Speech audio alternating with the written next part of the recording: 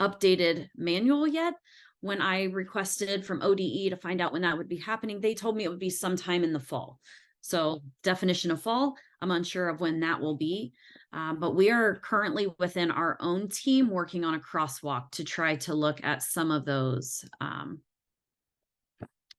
different pieces. And I do see in the chat if this is going to be recorded. And Erin, can you set that to record? I just started it. Perfect. Thank you. The other documents, sorry, that were listed there are those universal support materials. So this is more of a tier 2, a little bit more in depth than what we saw onto our documents or onto what we're doing here. Sorry, I saw the chat and it distracted me. So I'm going to get rid of it and let my team handle the chat. So these are materials that would be available for you to use with your staff within your building, within your buildings and districts. And then the required and optional forms. It's important to make sure that you're using all of the required forms, and then the optional forms are exactly as they are, the optional, but the components of those are required and mandated by both state and federal law.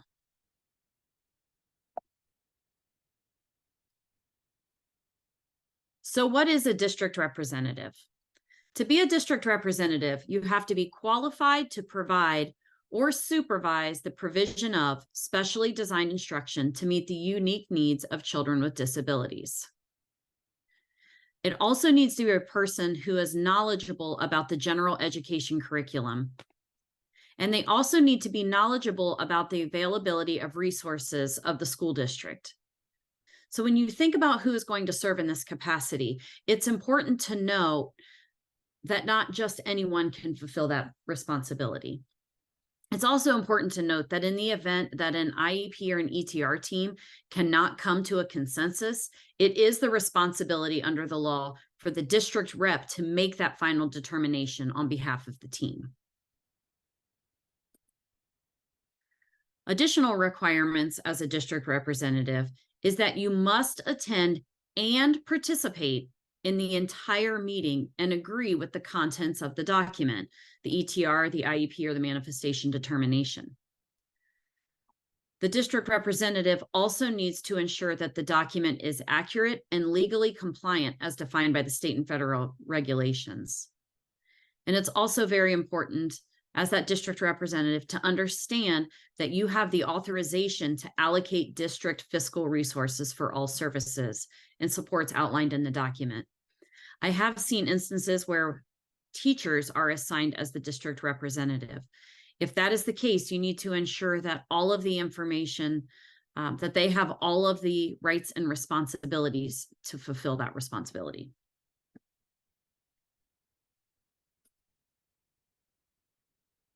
So what are the essential elements of the ETR? You start off with a referral, and we'll go into these in depth a little bit more as we go through. Your evaluation planning forms, the reason for the evaluation. You have to have information from the parents or legal guardians, classroom observations, academic and functional assessments, intervention summaries, medical information, a description of the educational needs, the implications for instruction. If you are suspecting a specific learning disability, you need to ensure that you are looking at all of those determinations as well. You must address all areas of concern during that ETR. You must use multiple forms of assessments. There has to be a basis for the eligibility determination. The determination must be done by a qualified team, and you must have all signatures contained or obtained throughout this. So when we talk about the evaluation timeline, the ETR timeline, the document that I have on the screen here is actually on ODE's site. And if you look through that document, if you were to go find it on ODE's site, you will notice that there are live links embedded all throughout this infographic. Those live links will take you to various different resources that will make sure that you have all of the information that you need. The most important part of this process, though, is making sure that you have your timelines met. This will be the quickest thing that will get an indicator finding for your district if you are out of compliance, even by 1 day at any point in time. There are zero allowances for any part of this not being met with the sufficient timeline. So if a parent chooses or a teacher suspects a disability or refers for an evaluation, the district has 30 days, up to 30 days, to make the determination if they're going to evaluate the student for a suspected disability. You cannot go to 31 days, but it could be done at a sooner time frame. It's important to note that if you come and start that earlier, it doesn't continue that additional 30 days. That 30 days has stopped, and now you've moved into the next step. The next step is 60 days from consent to complete the entire evaluation team report and to have that meeting. So all of your data must be collected within those 60 days. And then the 30 days if a student is identified with an educational disability and the team does make that determination, you have 30 days to hold the IEP. So the maximum amount of allowable time would be 120 days. However, it could be shorter dependent upon when each step of the process begins. It is also very important to remember that this calendar does include all holidays, vacation days, days we're out of school. And then if a parent does not attend the meeting, you need to continue through with the process without the parent in order to meet the timeline. It will not be an allowable excuse for being out of compliance with your timeline because the parent did not participate. An area that would be a concern is if you did not make multiple attempts to engage the parent in the meetings and try to find the best time to engage them into the conversation. So what are your required forms for evaluation planning? So if the team determined that they are suspecting an educational disability and you decide to move forward with that evaluation, what are the forms that you need? As soon as you make the determination that you're going to move forward, you need to be writing a prior written notice. Remember, we need to send those to parents anytime the district is making any kind of a decision. So that would be true if you're choosing to evaluate or if you're choosing not to evaluate. The PRO4 is a referral for the evaluation. That is what officially begins the evaluation process when that form is signed and completed. Your PRO2 is your parent invitation. That invites the parents to the planning meeting and the evaluation team meeting. It is also important when you're providing those parent invitations to share that with any other staff that's invited to the meeting as well. Your education planning form or your evaluation planning form, those would be the documents of the results of the evaluation planning meeting. Be sure that you're using the correct form. There's both a preschool and a school-aged. The consent for evaluation, it must be signed by the parent to grant consent for that evaluation. And remember, you have 30 days from referral to get that consent. And then once that part is done, you also need to follow up with an additional prior written notice sent to the parents after the planning meeting, explaining all the assessments and the evaluations that are proposed.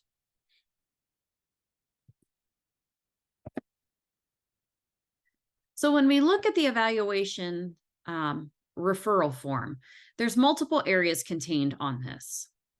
This needs to be signed by the person making the referral. So typically it is the parent is the most often that we see as the person initiating the referral. However, it could also be a school personnel, an early intervention if you're working with Help Me Grow or Head Start. It could be someone with an after school or daycare provider. Whoever is suspecting the disability and is requesting the evaluation to be completed is the one who should be signing of the signature of the person initiating the referral.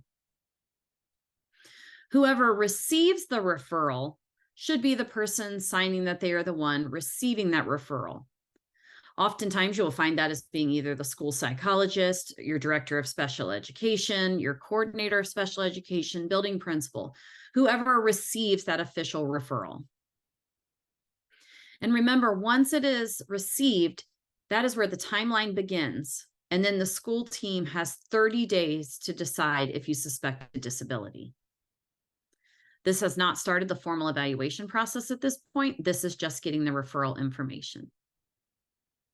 I would also add, just keep in mind, again, whoever receives it. So you need to make sure that whether it is an administrative assistant, whether it's an intervention specialist, a principal, whoever, it does not have to be the district rep to receive it. It's whoever receives that information is when that timeline starts. So make sure that all of your people realize that. Otherwise, that's when you will be out of compliance.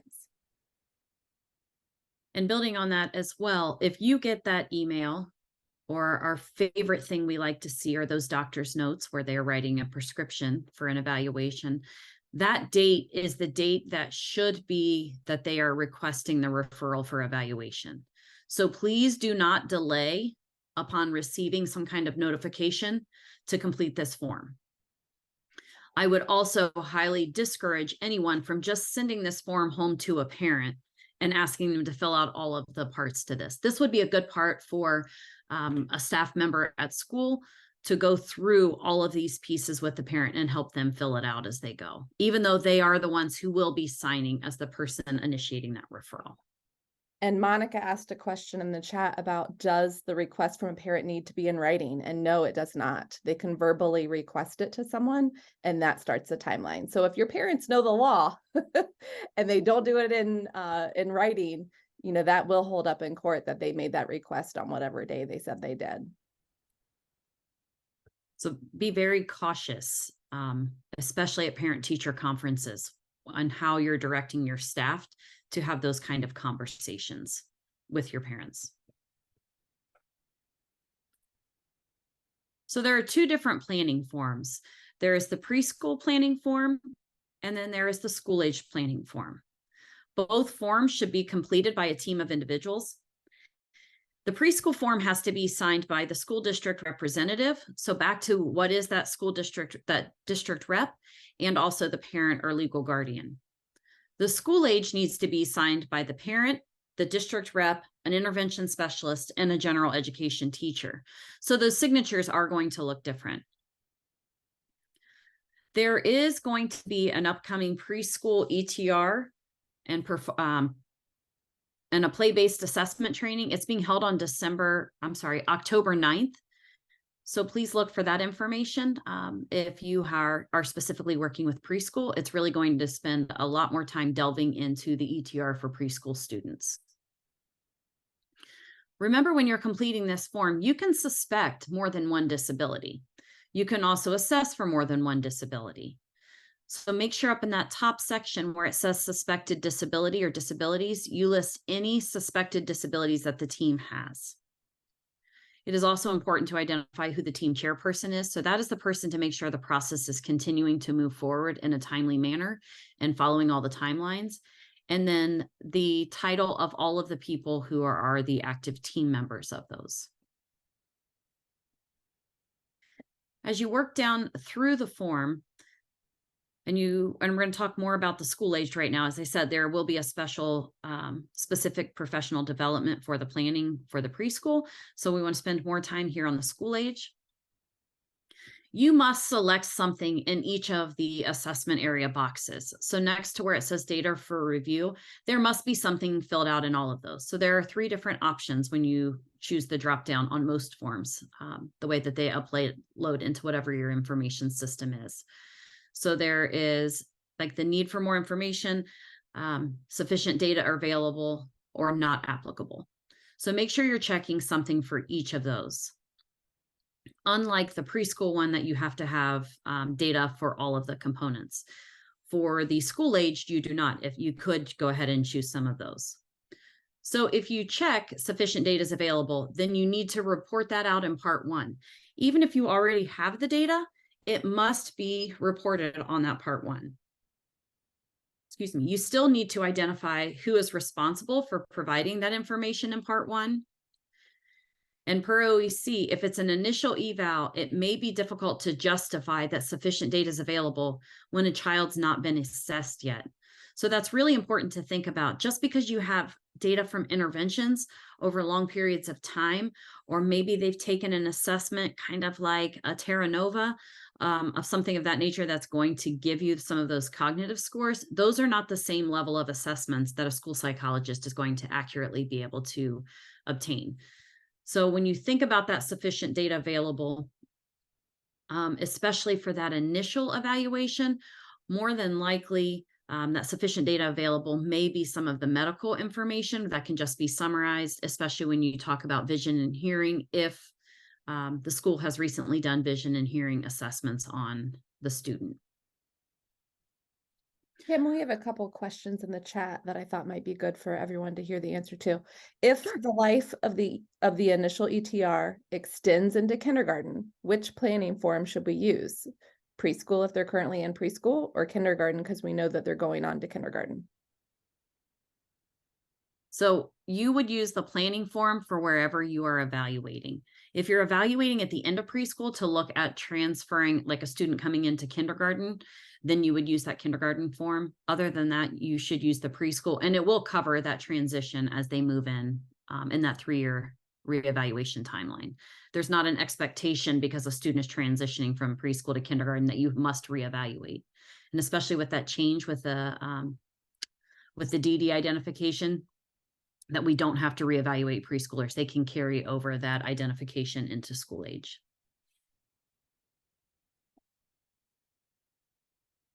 Were there other questions, Erin, that we needed to answer as a group? That's good. Thank you. Are we good? Okay, thank you. When you put in that person responsible, it is absolutely necessary that is a school person. It is school personnel who must be listed in that. So when you talk about information provided by parent, the parent cannot be the responsible person. It's not about who is necessarily providing the data, it's who's going to report on the data. So who is collecting that information from the parent that is going to write it onto the formalized part 1, the formalized assessment report. And then there has been some questions, I know previously, should we put team considered on the planning form? Based off the guidance we have found in some of the documents from OEC, it says that there should not be that language of putting team considered in all of those. I do understand there have been a few legal counsel who have guided your district to maybe add that in there. So my suggestion to you is to follow whatever advice your legal counsel is going to support, because if there were any complaints filed, it is your legal counsel who has to back you up on that one. In the part 1, remember you're going to be using language from the planning form. So whatever the assessment title is on the planning form is exactly what you want to show up in your part 1. You do need to make sure that you get all signatures and dates on our planning forms. Make sure you're completing the OP09 if a parent is not responsive. That is your contact log. Make sure you're documenting every attempt to contact parents. And also please remember that when you're making those attempts, that you do need to contact or make those attempts to contact the parents in multiple forms. Just sending home the parent invitation is not enough. Just sending one invitation is not enough. Make sure you're using multiple modes to try to engage your families. Remember to avoid involving your parent later in the process than the school team or the parent signing the planning form after signing consent. The parents need to be involved at the planning stage as well. And then anytime you're making any decisions, always remember to follow up with that prior written notice. So when we look here more at the school age planning form, at the top, you've got the date. So make sure that's the date of the plan. That is the date that the team planned the evaluation. This also, it's important to note, they are not required to be face-to-face meetings. However, input of the entire team, including the parents, is required. So you could do this as a phone conference. You could do this as a virtual meeting, but you must have the entire required team providing input as to what should be evaluated. Remember, in that initial evaluation, it is a student who has never been identified in Ohio. And I'm going to put that disclaimer on there as we talk later about students who transfer in from out of state, those do count as initial evaluations in Ohio as they transfer from another state. They would also be an initial evaluation if the student had previously been identified in Ohio but had been exited from special education services. And then we also talked about that coming from out of state. A reevaluation is used anytime a student is already identified with a disability and has not yet been exited from special education services. For data available, make sure it is accurate and not over 1 year old. So when you talk about using that sufficient data, look at what the data is. Saying that you have sufficient data from 6 years ago doesn't make sense to use that data. You need to consider if you want to update that information. Signatures are required, and those should be the date each person signed the form. They could be different, and if they are, you need to make sure you're documenting on the prior written notice why it's different. Remember, there's not a requirement to have that formalized meeting to conduct the planning. The team may agree to do planning over the phone, through email, through correspondence. But the form, the PRO 6 that documents the planning, however, is required to be completed. So even if there are conversations happening in different modes, make sure this form is completed. The form will also be filled out completely, including all of those signatures. Remember, those 4 required signatures are the school district rep, the parent or legal guardian, the general education teacher, and an intervention specialist. And then remember to go ahead and complete that planning form whenever it's getting close to your reevaluation timeline. You don't want to necessarily do them and say, oh, well, we're reevaluating, so we're going to reevaluate in 3 years. Let's sign it. Sometime within that last year prior to the reevaluation would be a good time to get that form signed. You know your families the best. If you're struggling to get families to engage, make sure you're using the best amount of time that you can to get that information.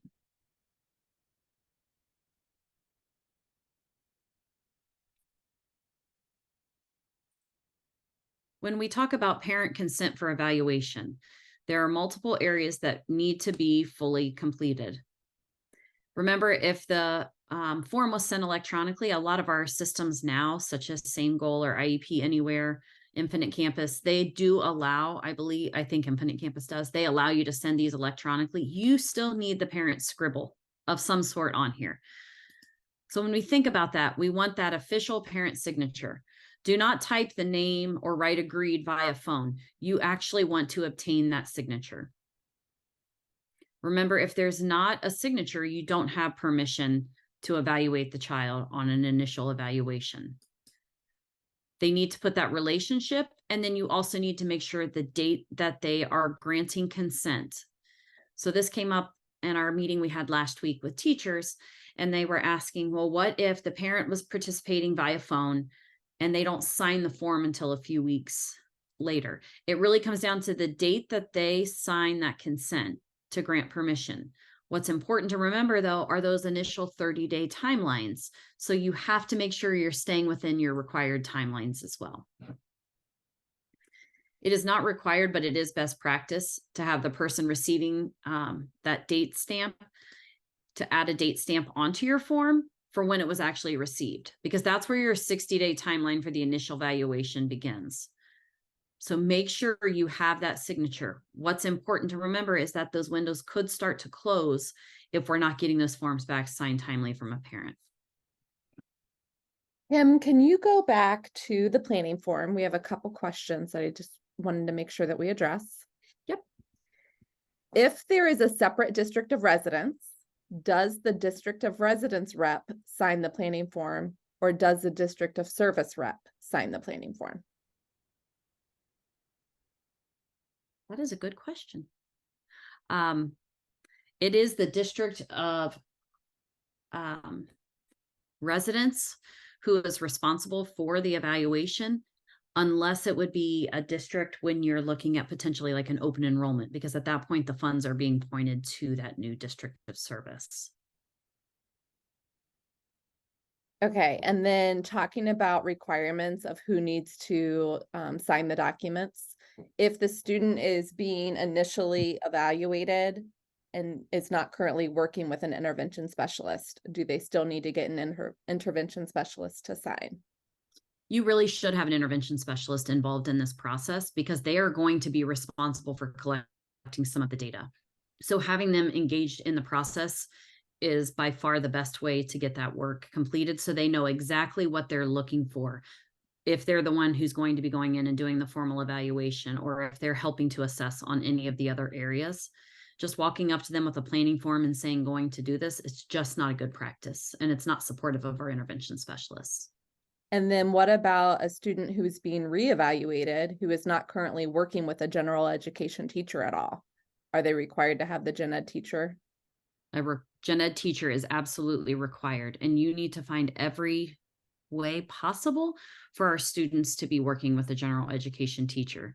I do know there are some private or some separate facilities where there may not be a general education teacher involved, but even when you have maybe a self-contained classroom or a resource room within your school setting, you can also think about it's those general education teachers who are working with the student. So it could be some of your related arts staff, your physical education teacher, art teacher, music teacher. So think about who those gen ed teachers are that are working with your students. And what about a student who is homeschooled that you have been requested to do an initial eval for? They're only working with the parent or whoever's providing them that homeschool instruction. So for your homeschool student, then your parent can also be in that general education teacher because they've been approved by the state, by the Ohio Department of Education, to be the one to provide that education. Thank you. That's it for now. You're welcome. All right, so we talked here about the parent consent. So now we're going to get into the ETR when we look at all of these areas here. So when we talk about the student information, the first thing we want to look at is that district of residence. The district of residence is defined by where the parent's last known address is. It could be where a student is currently living as their district of residence. And sometimes we have students who are placed into foster care, living with grandparents, but custody has not been relinquished by the parent, and the legal parent or guardian still has custody. That is who the district of residence. So it is the last known physical address of the parents, biological or adoptive parents, wherever they were last known to reside. Although if this child is enrolled in a community school by their parent or guardian, then you would put the community school in that district of residence. The district of service, that is where the student is currently attending school. It is different from their district of residence. So if it is different from their district of residence, sometimes they're the same. Oftentimes they are. Sometimes they are not.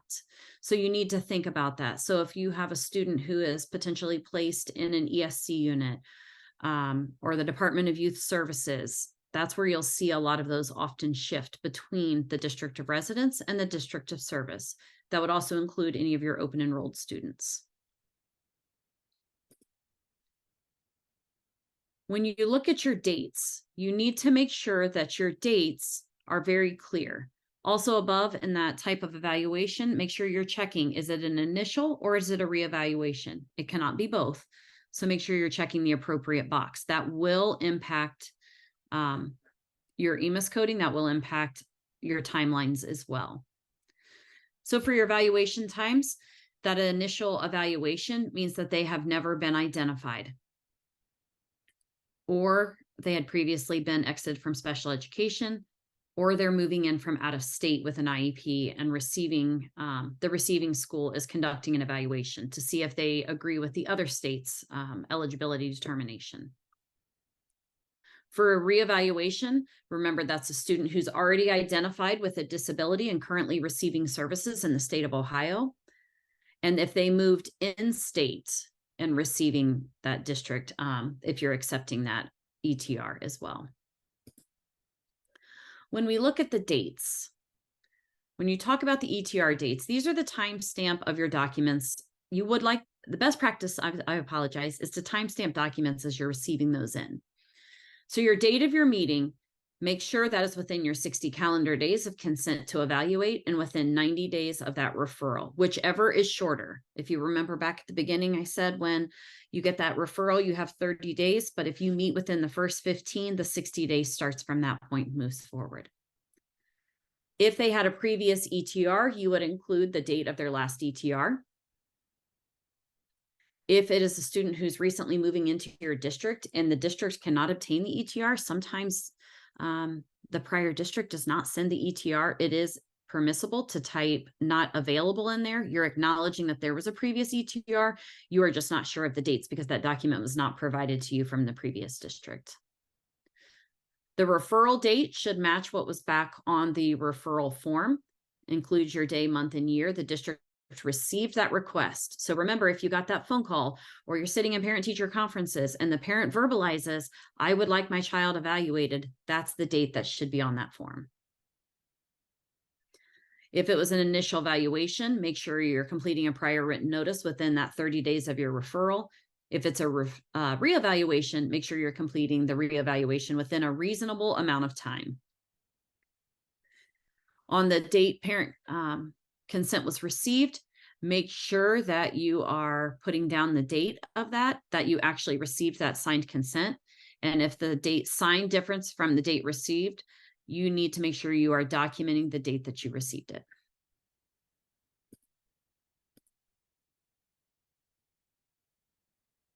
All right, when we move into the part 1 and we talk about the individual evaluators' assessments, it is very important that each area that you identified on the planning form is addressed in part 1. So if you chose sufficient data available or additional testing or data needed, that must be documented in your part 1. Please don't try to confuse people by creating new assessment titles. Please use the title listed exactly as it was on the planning form. If it said that you're doing vision, then put vision on the area of assessment. If it's information provided by the parent, then put that information there. Don't try to get creative, just follow the documents as they're listed. When you talk about the evaluation methods and strategies, remember you can mark more than one. So you can use observations and interviews, review of the records and relevant trend data, scientific research-based interventions, your curriculum-based interventions, your norm referenced assessments, your classroom-based assessments. Whatever you are using for that area of assessment is what you should be selecting. And like I said, there could be more than one. When we get into the assessment information, in that summary of assessment results, it's a detailed summary of the information obtained from the assessment methods and strategies administered. Remember, it is a summary, so it needs to provide that clear and understandable description of the child's performance and the relationship of the assessment results to the reason for that referral. It should also identify any conditions or limitations that may have influenced the validity of the results, including any implications for children who are culturally or linguistically diverse. So if you were reporting on data, for example, and you were collecting that data and doing that assessment and the fire alarm went off, that should be noted that could have had an impact on the assessment results. If there's more than one area listed on any part 1 form, be sure to clearly identify the results in the narrative. Also, remember, you are not ever to attach protocols of your assessments to the ETR form, nor should you copy and paste all of the results from those protocols into this. It truly is exactly what it says. It's a summary. When you talk about the description of educational needs, you want to make sure you're using a concise summary of the child's educational needs that could include areas of the academic needs. So what are those that is required? What are the academic needs? You also want to look at behavior, the social emotional skills, speech and language skills, functional needs, any physical or medical needs, or those transition skills. Remember, your needs must tie directly to the implications for instruction and progress monitoring and provide direction for the development of the IEP if a student qualifies.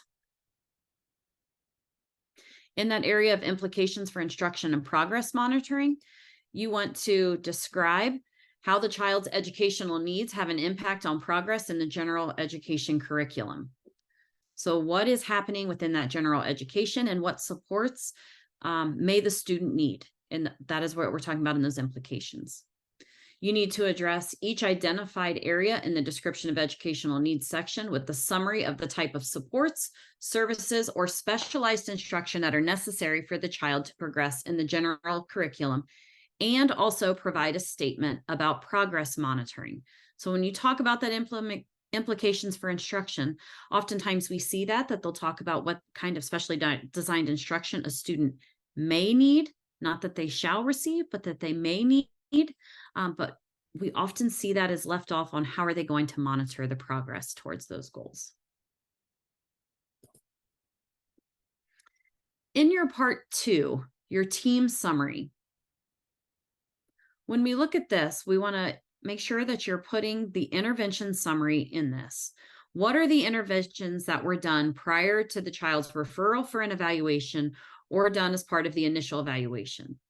Remember, your reevaluations provide a summary of interventions routinely provided to this child. This section is very important for the initial evaluation and is widely misunderstood. This section must also be included in the reevaluations as well. And legally, interventions need to be tried before any evaluations. So make sure in this you are including your intervention summary, your reasons for the evaluation, the summary of the information provided by parents, summary of your formal observations, any pertinent medical information. And pertinent medical information, when you think about this, if a student had their tonsils removed when they were 5 years old and it has no implication for their educational needs, that would not need to be included there. However, and I use my own daughter as an example, my daughter who has Crohn's disease that does at times have to miss school, actually her entire school career, and she's a senior now, she's had to miss school anywhere between every 4 and 6 weeks for a minimum of a day to receive her medical treatment. That's important information to note. Even though it's well managed, it's still important to note that there will be continued absences to support her medical needs. Your summary of your assessment results. These are not copy and paste. So make sure that we're really thinking more in depth about what that's going to look like. Clarifying that description of your educational needs, and then once again, those implications for instruction and progress monitoring.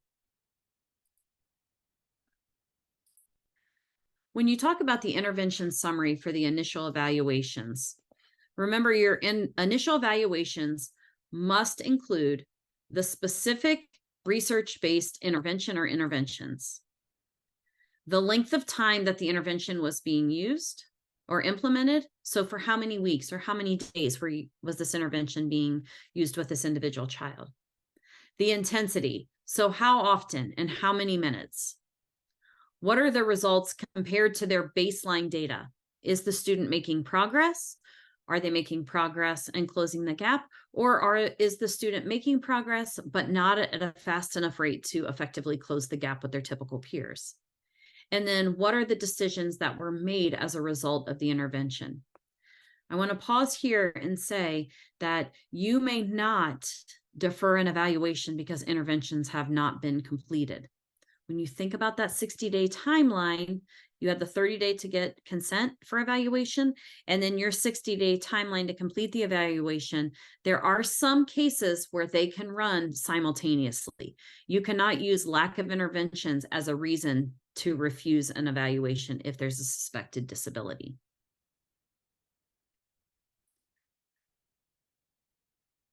When we look at,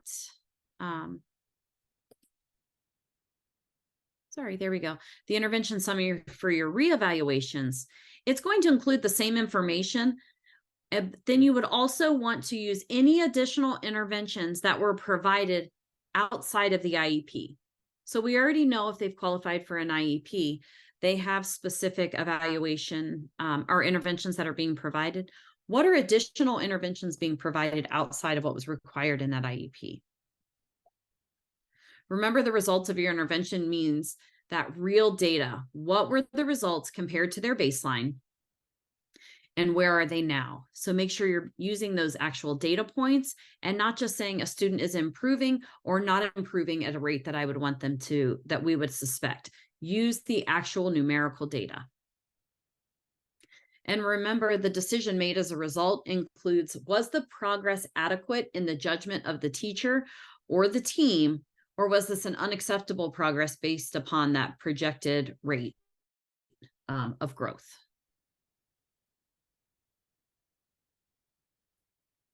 When you get into the section about the reasons for evaluation, it must be documented back on that prior written notice when you received that referral and now you're evaluating. Make sure that's clear on the prior written notice why you're choosing to evaluate a student.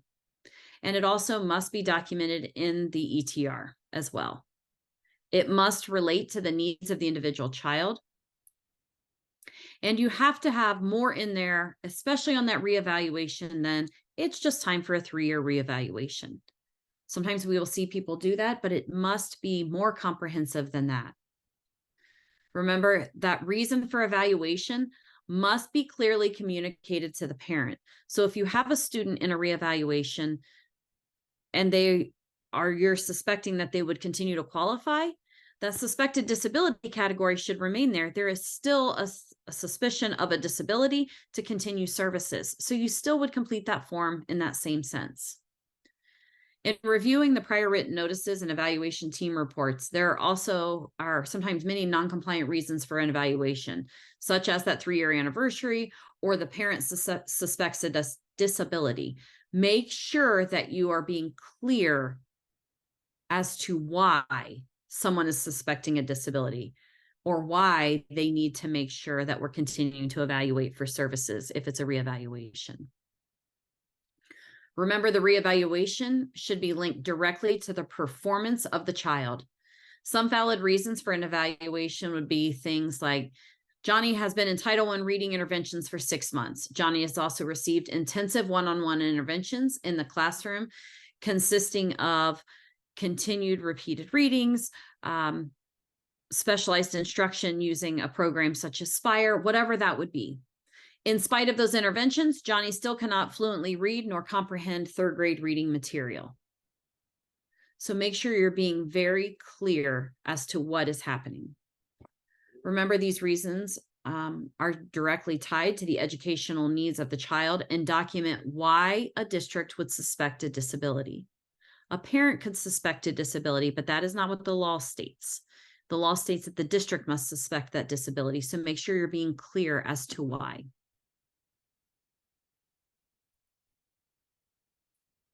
When we get into the summary of information provided by the parents, it's important that a district make every effort to involve the parent in the evaluation process from the very beginning through the entire process, and to gather any relevant information that the parent may have about the child. Many districts treat this information as optional, yet the operating standards for Ohio's students with disabilities, it is very clear that this information is to be a part of any initial evaluation or reevaluation, unless the parent simply refuses to participate in the process. And if your parent does refuse to participate in the process, the district will need to have documentation of those multiple attempts through multiple modes of engaging the parents in the evaluation process. Remember, the attempts can include the phone calls, emails, notices sent home with the child, any type of correspondence, documenting if you saw the parent pick up the kid in the pickup line, whatever it is you're doing.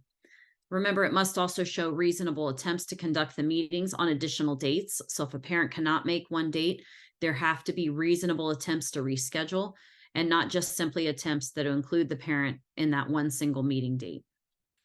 Remember, for every evaluation, parents also have the option to ask for an independent evaluation.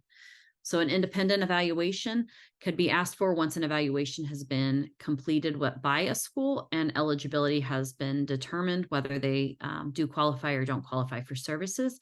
If a parent disagrees with the evaluation that the school district provided, they can request an independent evaluation. And every school must have a process and policy on how to handle that. I would also just reiterate, document within PRO1s. So if you're, it's your word against theirs as far as whether or not you're providing them additional dates or opportunities to have meetings. But if you document it within the PRO1 that you send an email on such and such date, list the dates out that you're requesting, then document if the parent responds back. If they don't, document again. I mean, your PRO1s, you should be writing them as if you love them and they're your favorite thing ever to write, because that's how you document whether or not you're completing all the steps that you need to complete. And this is what, if you were to go to due process, the courts are going to look at what were the steps that you took. And if you have it on that PRO1 form, it can't really be questioned.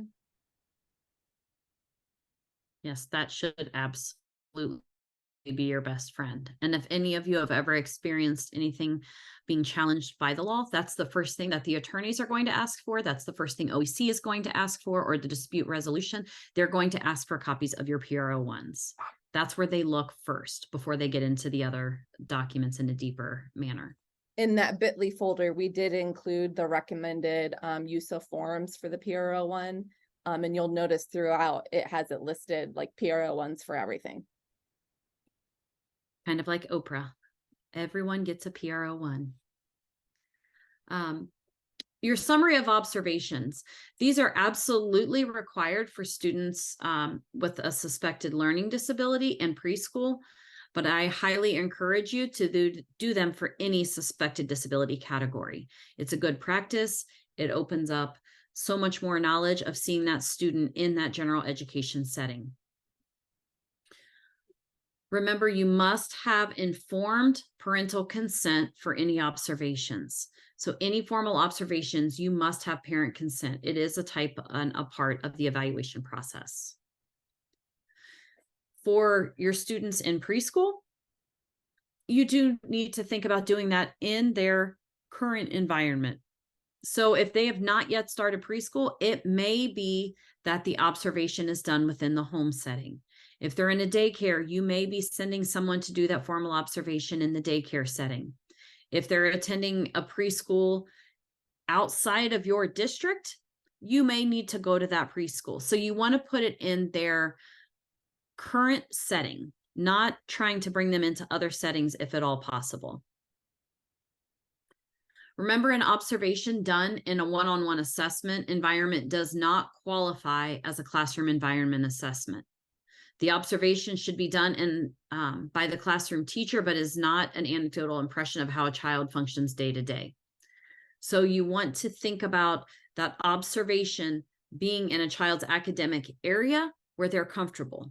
And it also needs to align to that learning environment. So doing an observation solely during lunch or during recess is not going to be the best place to get that observation data. It's not saying that you could not do some of that, especially if you were looking at some behaviors in those non-structured activities, but I would not do that as solely as an area, especially when you're thinking about a suspected learning disability. As the eligibility category, it needs to be whatever content area you are suspecting that disability. Those observations must be current, so sometime within the past year. And it should make sure that you are thinking about that in terms of frequency, duration, intensity, or quality. The person who's providing instruction at the time cannot be the person conducting observation information. It must be somebody physically conducting that observation. Sometimes it could be an intervention specialist. It could be a general education teacher. It could be a school psychologist. That will be up to the team to determine how that is being done, but it does need to be by someone actively watching the student and the staff engage.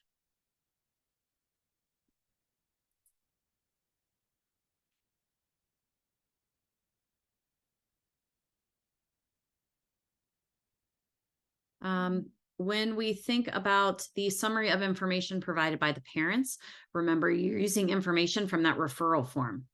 And it can be provided through those behavior checklists, interviews with the parents, outside evaluations. Maybe they've had some medical evaluations done, and that could be information that's provided by the parents. Kim, I'm going to go back to observations. Our chat was kind of blown up there for a second.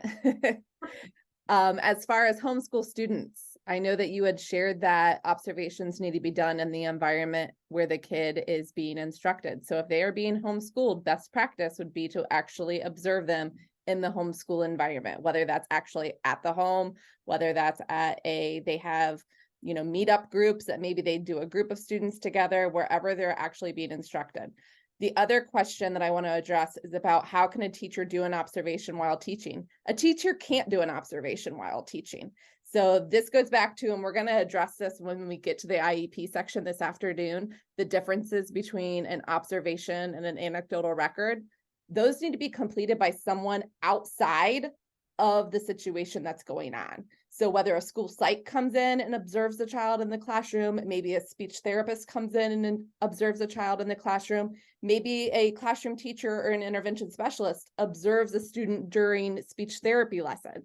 So it cannot be the person actually doing the instruction that would write up the observation, because they're not observing necessarily everything that's going on.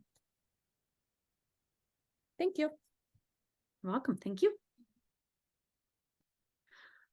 When we talk about medical information, remember, and I addressed this a little bit before, you're providing relevant medical information that impacts the educational needs of the child or is considered necessary to ensure the child's health and safety while they're at school. Remember, you want to note any medical history if it impacts the current functioning, and medications administered during the school day or could impact the school performance. So if you have a student who is taking medication throughout the day, I would highly encourage you include that in there, because that will interrupt their day. If they have to go to the office or the nurse's office to get administered that medication, that will be interrupting their day. Please remember that if they don't, if it's something, like I said, like their tonsils when they were 4 years old and it's not impacting, that does not need to be in there. We don't need every piece of that child's medical history. It's whatever is going to impact their education. It would be important to note if it affects their behavior, if a student had ever had any kind of hospitalization or outpatient treatments for extreme behaviors or any kind of behaviors that required medical intervention. So making sure you're putting those in there. Also remember that a medical diagnosis alone is not sufficient to support a determination of another health impairment. Just because a student has ADHD or ODD or any identified diagnosis, that is not an educational disability. It could impact the education of the student and shift to that, but it is not an educational disability of its own.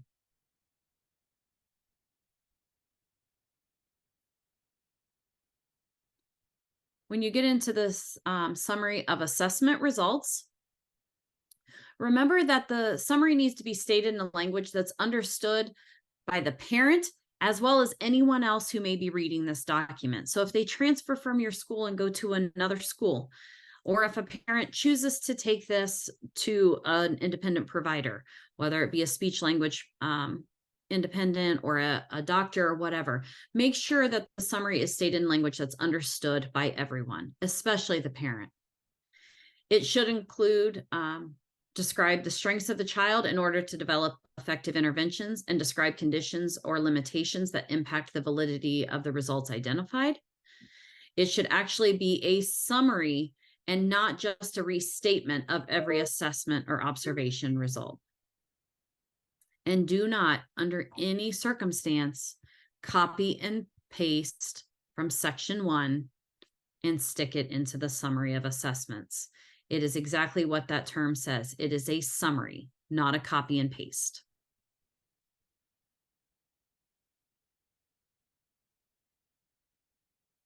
When you talk about the description of educational needs, it needs to be that concise summary of the child's educational needs. It should tie directly to the implications for instruction and progress monitoring. So when you think about the description of educational needs, it's going to relate back to that summary, and it's also going to help drive that next part with the instruction and the implications for instruction and progress monitoring.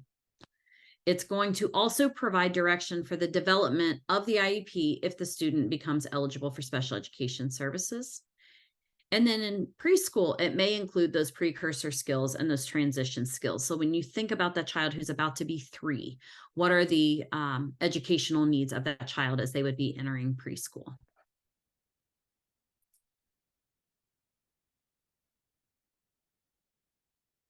Whoops, went one too far. Here we go. The implications for instruction and progress monitoring. This is going to include information on how the child's educational needs have an impact on progress in the general curriculum.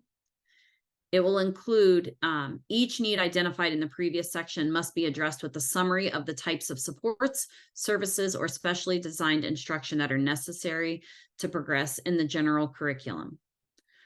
For those preschoolers, accommodations and modifications should also be listed in this area. It should also include a statement about how progress could be monitored and how often. Please remember, you are not predetermining eligibility when you're doing this, so it should be listed as may benefit from or could benefit from. Do not say that it absolutely has to do those types of things.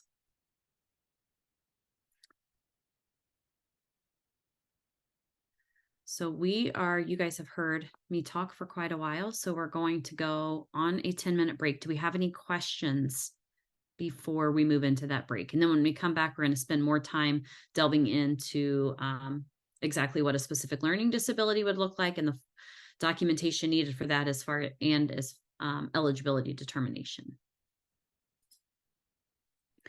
So when we talk about determining the existence of a specific learning disability, there is an additional form that must be completed if that is a suspected disability category.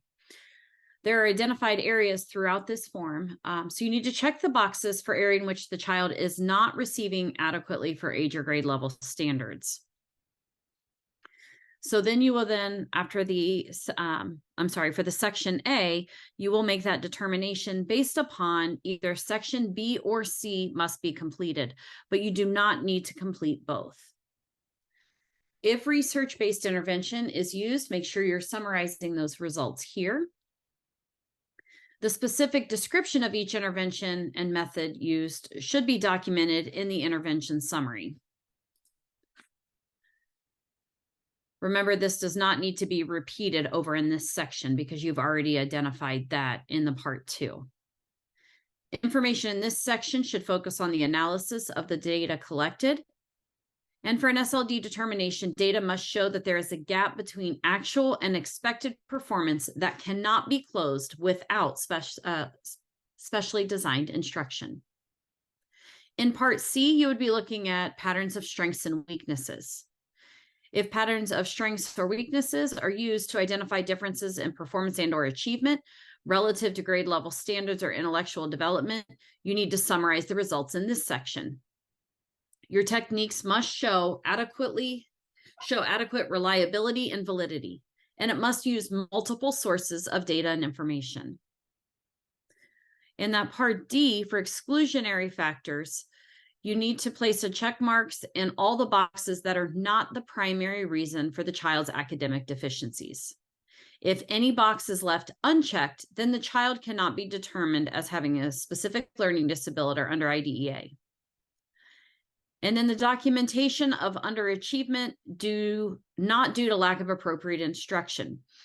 So in the first question there, you would summarize the data that show prior to or part of the referral or evaluation process, the child was provided appropriate instruction in the regular education settings delivered by qualified personnel. You need database documentation of repeated assessments of achievement at reasonable intervals, reflecting the formal assessment of the child's progress during instruction and provided to the parents and guardians. Your short cycle or formative assessments, curriculum-based assessments, and describe how the results were shared with the parents. For your observation, you would summarize once again, we're back to that word of summarizing the academic performance and behavior in the area of difficulty as observed in the learning environment, including the regular education classroom setting. Data should quantify performance in terms of frequency, duration, intensity, or quality. If information provided in part 2 summary of observations. It does not need to be repeated here. You could simply say, state, see part 2. Remember, most observations occur in regular classroom settings. If out of school for medical or disciplinary reasons, you must observe the child in an environment appropriate for a child of that age. So think about where the student is at that time. Observations may have been prior to the referral or as part of the referral process. And then the medical findings. Describe any kind of medical findings relevant to the educational information. A qualifier here is if you are evaluating for a preschool student, they must have a medical statement on file for every child enrolled in a career-based program or a center-based program. So what is the required notification? If the child has participated in a process that assesses the child's response to scientific research-based interventions, indicate if the parents were notified about the following prior to the evaluation. Did the parents know about the policies, about the data collection and the services provided? Were the parents aware of the strategies for increasing that rate of learning? And were the parents given their rights to request an evaluation? So you want to make sure that you have provided all of that information. When we talk about the identified areas, Section A must be filled out. This is a team-based decision to determine those areas of eligibility as a specific learning disability. They could only have one area identified, one of these different 8 possible areas, or they could have 2, or they potentially could have all 8. More than likely, you're probably not going to see that. If that was the case, you may be looking at a different disability category. So Section A must be filled out. And those checkboxes are for areas for which the child is not achieving adequately for the age and or grade level standards. You identify one or more of the following areas in which the team, remember, I'm going to say this again, it comes back to the team to determine that. So we are not able to tell you based off of some data or the resources you're using if we believe that a student has reading fluency concerns or written expression concerns. It needs to come back to the team-based decision based upon the data that you have collected as part of the evaluation process. Oops. So what are responses to scientific research-based interventions? The specific description of each intervention and method used should be documented in the intervention summary and part 2 summary. This does not need to be repeated. I'll say that again. This does not need to be repeated if you have already documented that adequately in the part 2 in the team summary. Information in this section should focus on the analysis of that data collected.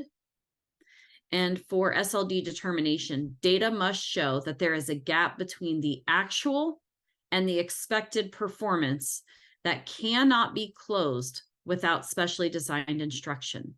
So if they're receiving solid tier 1 instruction in the general education setting, and they are making progress with tier 2 or tier 3 interventions, and it is closing the gap, that would not necessarily qualify them as a student with a specific learning disability.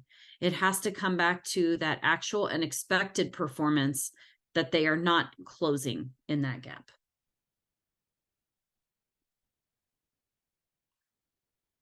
When we talk about patterns of strengths and weaknesses, we want to use those to identify differences in performance and or achievement relative to grade level standards or intellectual development.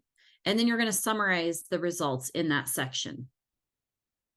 Your techniques used must show adequate reliability and validity. And you must use multiple sources of data and information. You cannot just use one data source and use that as your determinant. There have to be multiple sources of data. What are your exclusionary factors?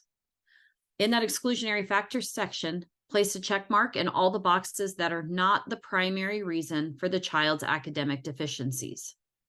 If any box is left unchecked, the child cannot be determined as having a specific learning disability under IDEA. So if they have a visual, hearing, or motor disability, they would not qualify as a specific learning disability. If they have an intellectual disability, an emotional disturbance, if they have limited English proficiency that is keeping them from making progress, and you have been able to evaluate that it is not the language barrier, or that it is the language barrier causing that deficiency, then you could not use limited English proficiency. Environmental or economic disadvantage, or if there are cultural factors.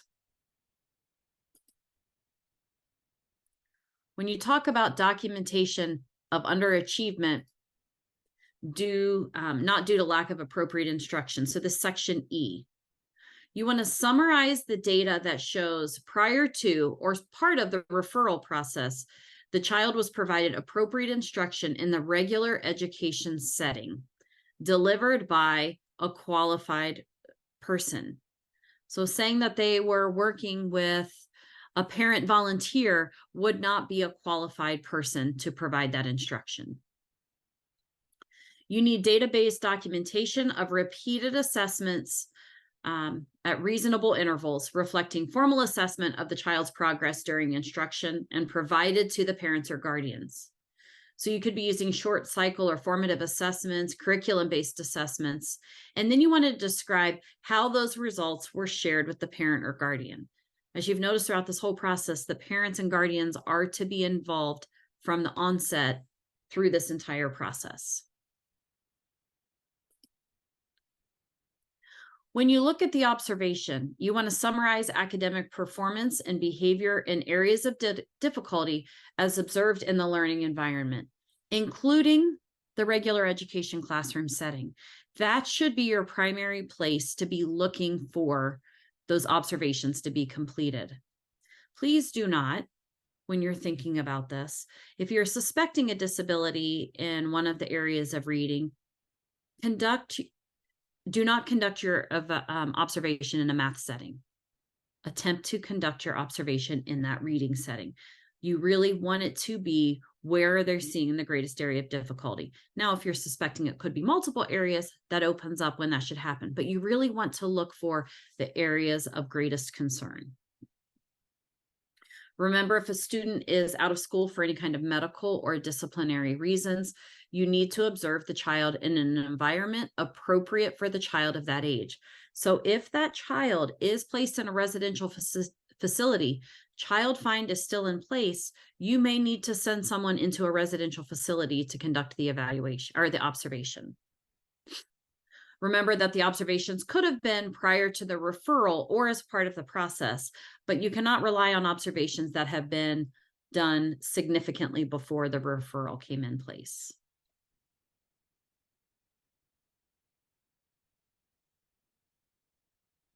That part G, we've talked about your medical findings. Remember, it is relative to the student's current performance.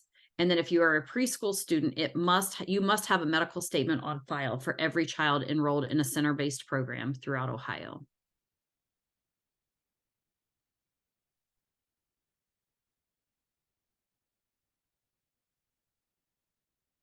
When we get into eligibility determination, were there any other questions, Erin, that may have popped up in the chat about specific learning disability? I believe we've got the specific learning disability questions. There's one in here from Sean about, in the case of a student who just refuses to participate in completing the evaluation process or in any part of the schooling, how would they document that? Well, we're going to go back to documenting that on a prior written notice, correct? That's going to be our answer for everything, for sure.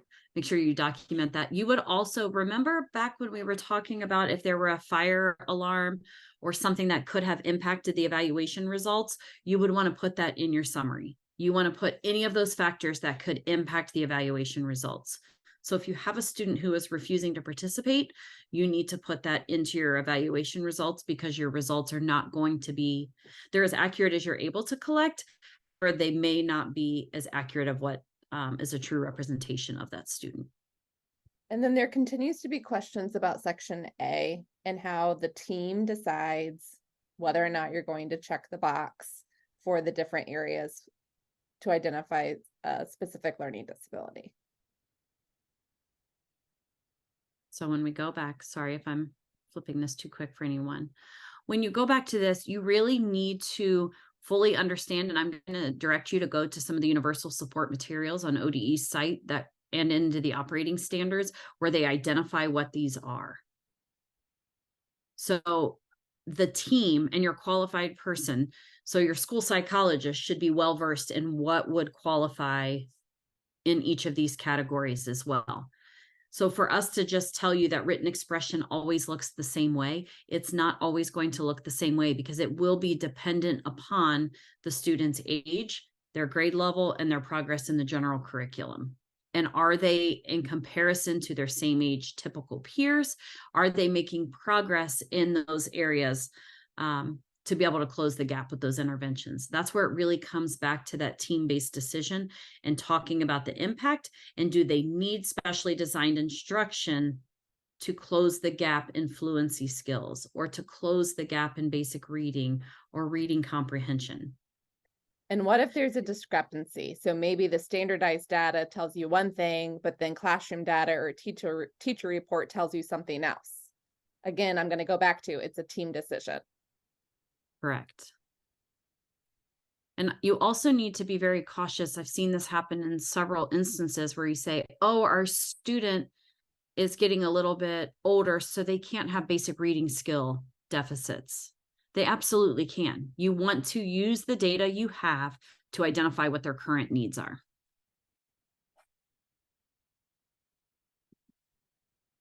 Hopefully that answers most of the questions.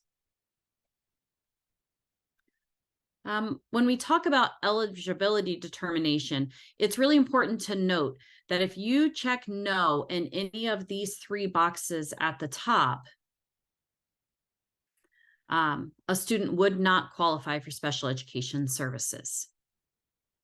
So the questions are worded kind of odd in the way that they're written. So you really need to think about this and look at this exactly as the question is written.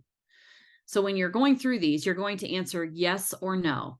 And it's the determination of the team that the child's poor performance is not primarily due to lack of appropriate instruction, limited English proficiency, or for a preschool child, not due to lack of preschool pre-academics. So you can't say that a preschool student couldn't qualify because they've never been in preschool. You have to think about what their current functioning is in that sense. Knowing the definitions and the state criteria for having a disability or continuing to have a disability based on the data provided in the document. And the child has to demonstrate an educational need that requires specially designed instruction.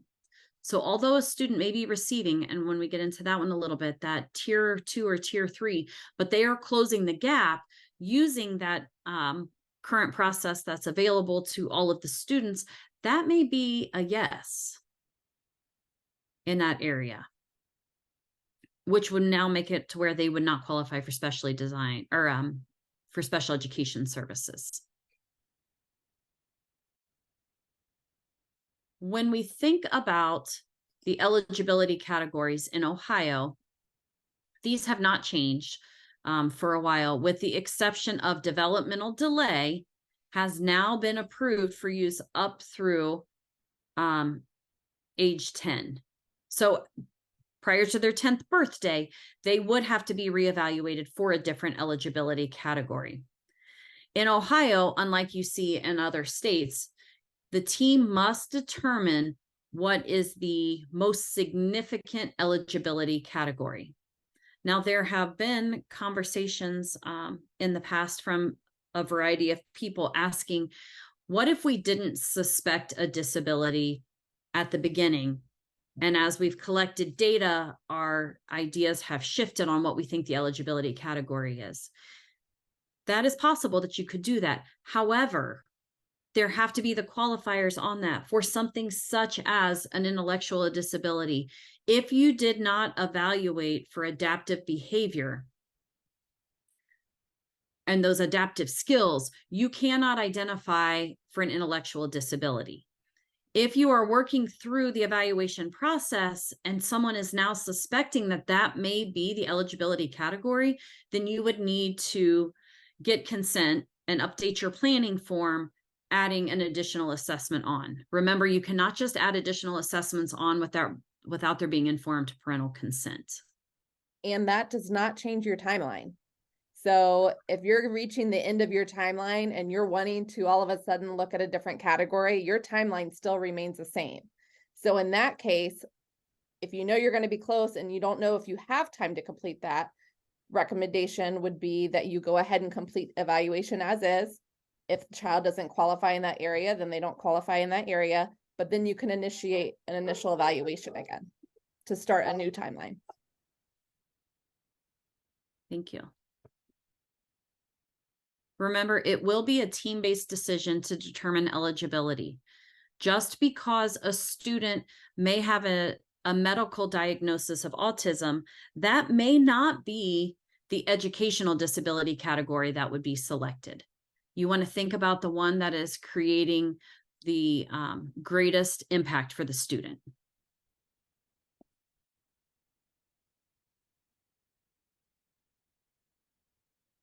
So when we talk about the basis for eligibility determination, down in that section of the ETR, remember, this is not a cut and paste. It's not a cut and paste out of the summary of the ETR that was provided in the Part 2 team summary. It should directly tie the child's performance and needs to the eligibility criteria for the category for which the student was found eligible. You want to describe how the child does or does not meet that eligibility criteria. How does that disability affect the child's progress in the general curriculum?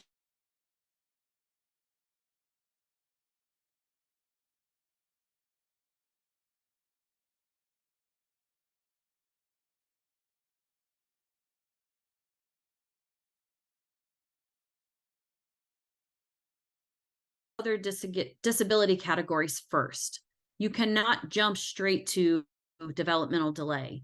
You have to exclude all other eligibility categories prior to going with the developmental delay identification. Is there evidence of a delay in the physical, cognitive, communication, or social, emotional, or adaptive development? Is the delay substantiated by a 2-point standard deviation below the mean in one area, or a 1.5 standard deviation below in more than one area of development? And if the delay is not substantiated by a deviation, an explanation of the evidence is required. So when you're getting into that basis of eligibility section on the eligibility determination page, you have to be very clear, summarizing the data results you have that would be driving the team-based decision. It is also very important, and I'm going to go back to the previous slide when we're looking at these disability categories, to ensure that the team is extremely well-versed in what each of these categories mean. They're clearly defined in the operating standards, and I would spend time really delving into what those look like with your individual building or team or district teams. The reason I'm going to say that very clearly is there are some of these disability categories, such as an emotional disturbance, that could exclude students when they have moved into adulthood. There are some branches of the military, for example, if a student has ever had an identification of an emotional disturbance, they will not be eligible to enter any of our or certain branches of our military service. So really make sure you understand the implications. And I do go back to when I was a director of special education, I had a student come in with a disability category identification of emotional disturbance. I knew the student, I knew the family. And so I really dug into the ETR. their basis for eligibility for that student, for being an emotionally disturbed student, is that the individual did not want to go with the evaluator. The evaluator made that individual uncomfortable. Please make sure you're well aware of the language that qualifies all of these different disability categories. Does anybody have any questions about the different categories that we could answer in that?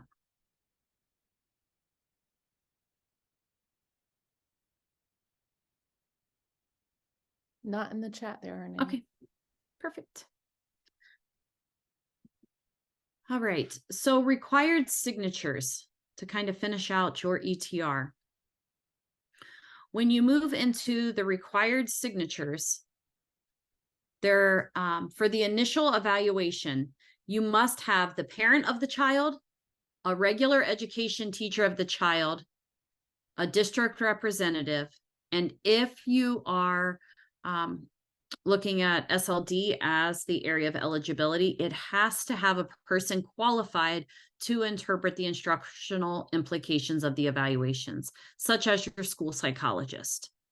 That is someone who is a qualified person who can also administer the assessments. So you do need to have that qualified person, but you also, for specific learning disability, that person needs to be the person who can also administer assessments. Many of us can read the assessments, but we aren't qualified to administer those. For the reevaluation, it needs to be the parent of the child, the intervention specialist that's been working with the child, a regular education teacher of the child, if appropriate, the district rep, and the person qualified to interpret the instructional implications of the evaluation. Up at the top of the form, you have your date of the meeting. Remember, that needed to be within 60 calendar days of receiving that parental consent for an initial evaluation and 90 calendar days from the date of referral, whichever is shorter. You would include the date of the last ETR if it's a reevaluation. Remember, if it was a student who is moving in from another district and you did not receive that initial or that evaluation, you could put not available. And then you just want to document in your prior written notice why you indicated that it was not available. Your referral date should match what's on the cover of the ETR document. And that includes the day, month, and year the district received the request for the evaluation. If it's that initial an evaluation, provide the parents with that prior written notice within 30 calendar days of the team's decision to evaluate or to not evaluate. If it's a reevaluation, you can just leave that blank because it's not the referral date. You don't have to refer all the way back to the initial referral date the first time a student was referred for special education services. The evaluation team makes sure that is clear on the role, the title of that person. So you put the name, then the title, they need to sign, and it's not a vote. We don't go around the table and say, do you agree or disagree? Do you agree or disagree? Each team member gets to decide if they agree or disagree with the current document as it's presented in eligibility services. If a member checks disagree, they must complete a statement of disagreement and explain their reasons for disagreement. Please remember that you can only disagree, or someone can only disagree if it's applicable to them. For example, I had a few years back, I had one teacher tried to write a disagreement statement for a group of staff members, and they did not all teach the same content areas. When I went back to the group and I asked that question, and I said, well, why do you disagree? They agreed with the part relative to theirs. They disagreed because their colleague was encouraging them to disagree. So if you as an individual, it's not a voting process, disagree with any parts of the ETR, then you have the option to write a disagreement statement. That does not necessarily change the outcome of a student qualifies or not. However, it will become part of that record and it will be attached to the formal ETR document. Kim, what about for section 5 for the agreement of the ETR? If related service team members are not in attendance, do you have them sign to say whether or not they agree or disagree, or do they have to be in attendance in order to sign? Your team members are required team members to present their information. Excusals are not permitted in the ETR process. So if they are required members, so those required people, they need to be in attendance. And I know that's a challenge for districts. However, they do need to be in attendance. But if you have, let's say there's a kiddo who's being evaluated in all areas, so speech therapy, fine motor, occupational therapy, physical therapy, and let's say the physical therapist is not able to attend the meeting, are you able to have another qualified person interpret the information for that team member? As long as you have someone who's eligible or able to interpret that information, then you could, as long as you have the required team members there.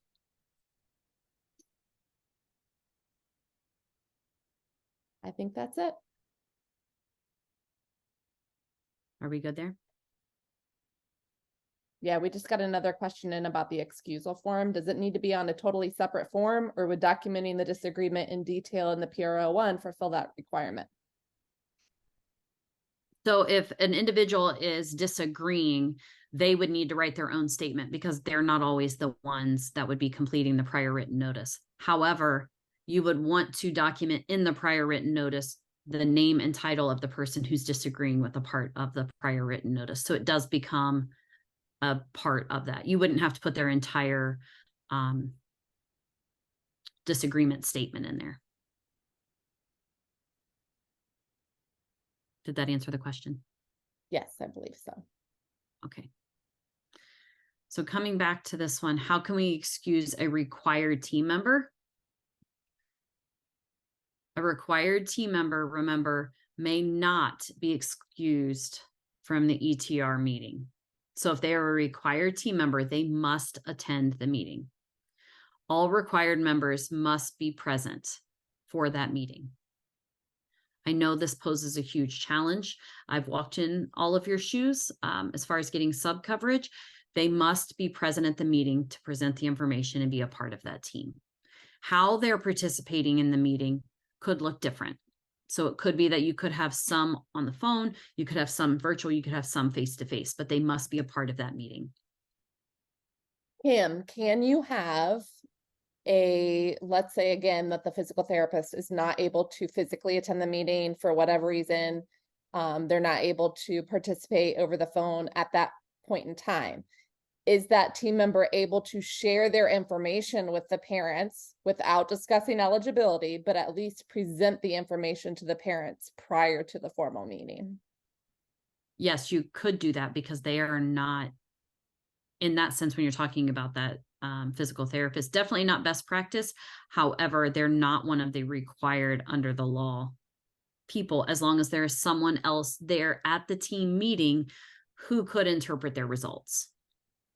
Because even though the physical therapist, for example, may call the parent, they're not reporting that information to the whole team. So you need to make sure there is someone there who is qualified to review that report with the whole team, even though the physical therapist may have already contacted the parent.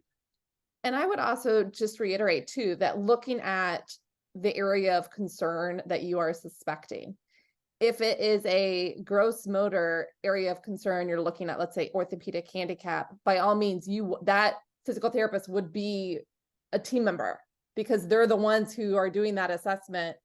So you would want them there. So you have to have everyone in attendance who, at minimum, who all needs to be there. But really, you want to look at what areas are you formally assessing and addressing and make sure that those team members are there to the best of your ability.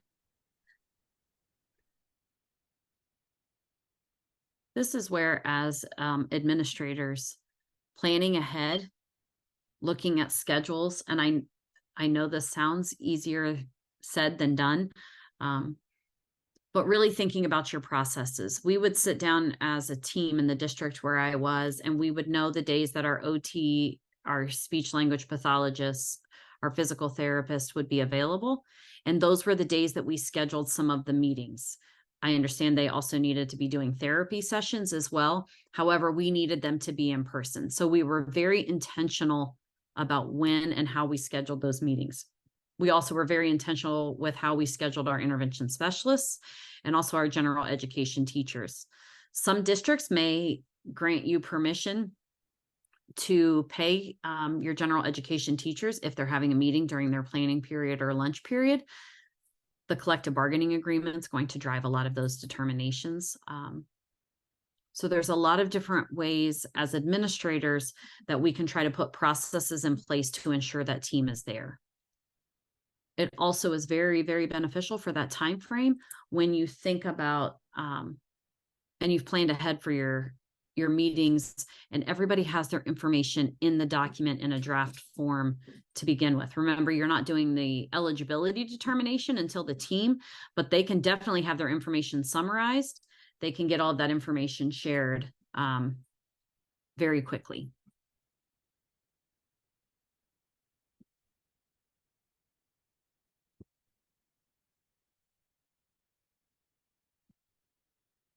So what if a child moves in from out of state? Remember, at that point, you need to complete an initial evaluation, regardless of when the last evaluation was completed. So if you had a student who moved in and they just had a full evaluation done in another state, so let's say they moved in from Tennessee, and just within the last 6 months, they had a comprehensive evaluation, you and your team or your qualified personnel, such as the school psychologist, would look at the data and say, well, this is a very comprehensive report. They can use that as their data as long as it's still time efficient and it's accurate. But that information does have to come onto your forms as an initial evaluation. It will need to be summarized. And then you would also qualify where that information came from. So what if 1 year after evaluation team wants to add a related service? The team at that point, remember, 1 year, you wouldn't do another full comprehensive evaluation within 1 year. However, you could, within that time frame, just like Erin addressed earlier, add some different elements to that as well. The team needs to determine if it needs to be a full reevaluation is needed or just an evaluation in that suspected area, and then follow the same process that you had before. Okay. And then if a parent or team member, remember, doesn't agree, they get to write the letter of dissension and attach it to the ETR. The district does make the final decision, and the parent does not have to give permission to the IEP services. So if a parent says, I don't believe that my child qualifies for an educational disability, and the district has the data to support that they should, they would then need to take that next step, write the IEP, and a parent does have the opportunity to revoke services and not allow you to provide those educational services. Feel free to share any of our offerings out with other people. There have been several questions lately, and I believe that is because of the social media being shared. Can someone attend our PD outside of our region? That answer is always yes, that they are able to do that. All of our services are at no cost, so anyone can attend our professional development offerings. You can also follow us on Twitter or the new X, however you want to call it.